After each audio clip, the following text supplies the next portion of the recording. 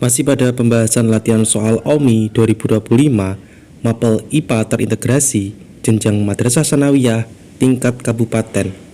Perhatikan soal berikut.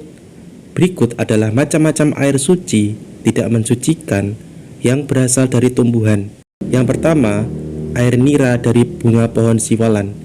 Yang kedua, air yang keluar dari hita toda. Yang ketiga, air kelapa di pantai. Yang keempat, air dari perasan tebu. Jenis-jenis air tersebut yang memiliki konsentrasi zat terlarut paling rendah adalah pembahasannya sebagai berikut. Nah, jenis air yang memiliki konsentrasi zat terlarut yang paling rendah di antara pernyataan di atas adalah air yang keluar dari hita toda. Hal ini dikarenakan hasil dari proses gutasi, yaitu proses pengeluaran air murni dari tanaman melalui struktur khusus yang disebut hita toda. Air gutasi ini memiliki konsentrasi zat terlarut yang sangat rendah, bahkan bisa dianggap sebagai air yang relatif murni. Maka jawaban tepat untuk soal ini adalah B. 2.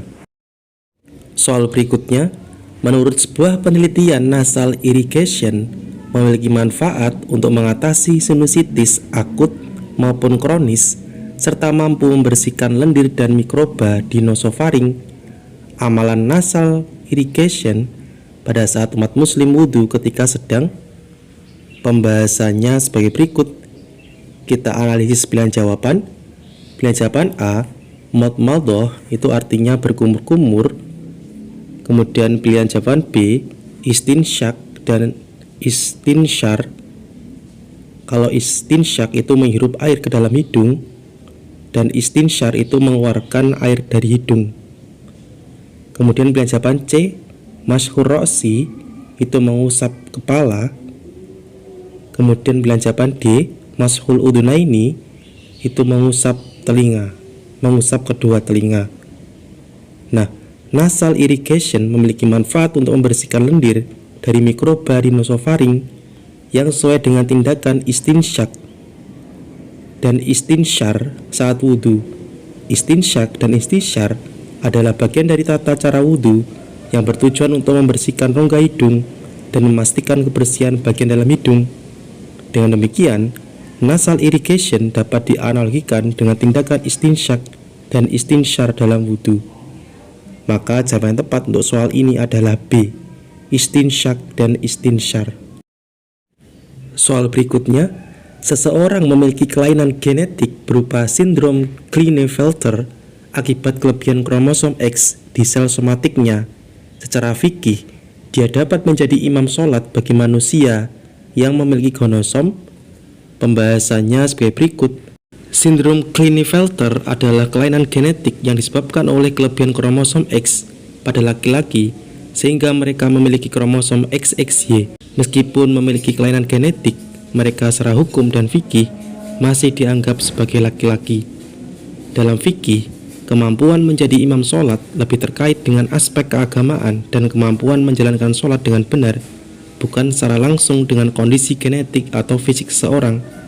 Oleh karena itu, seseorang dengan sindrom Klinefelter dapat menjadi imam sholat bagi orang-orang dengan kromosom normal, yaitu XY dan XX.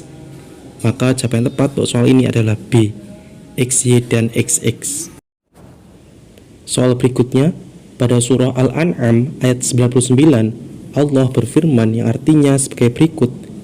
Kami keluarkan dari tumbuh-tumbuhan itu tanaman yang menghijau. Berdasarkan penjelasan ayat di atas, organel sel yang mempengaruhi warna pada tumbuhan memiliki ciri-ciri. Pembahasannya sebagai berikut. Berdasarkan surah Al-An'am ayat 99, organel sel yang mempengaruhi warna pada tumbuhan adalah kloroplas yang memiliki ciri-ciri membran ganda, DNA sirkuler, dan mampu melakukan eksitasi elektron untuk fotosintesis. Kloroplas mengandung pigmen klorofil yang memberikan warna hijau pada tumbuhan dan melakukan fotosintesis. Maka jawaban tepat untuk soal ini adalah D, membran ganda, DNA sirkuler, dan mampu melakukan eksitasi elektron. Soal berikutnya, sepasang suami istri ingin melakukan al-qiyafah. Al-qiyafah merupakan metode tes DNA ya. terhadap anak perempuannya dengan menggunakan metode alel ganda.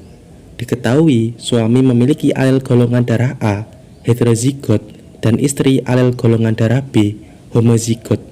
Maka, nasab anak perempuannya seharusnya memiliki golongan darah. Pembahasannya sebagai berikut. Nah, kita tahu pada soal suami atau ayah memiliki alel golongan darah A heterozigot, maka gametnya IA, IO. Kemudian untuk ibu atau istri alel golongan darah B homozigot, maka gametnya IB. Kemudian kita silangkan IA, IO dengan IB sehingga diperoleh keturunan pertama. IA, IB bisa disebut dengan golongan darah AB, dan IB, IO bisa disebut dengan golongan darah B. Maka nasab anak perempuannya seharusnya memiliki golongan darah AB atau B, sehingga jawaban tepat untuk soal ini adalah C, AB atau B. Sekian untuk pembahasan kali ini. Terima kasih, semoga bermanfaat.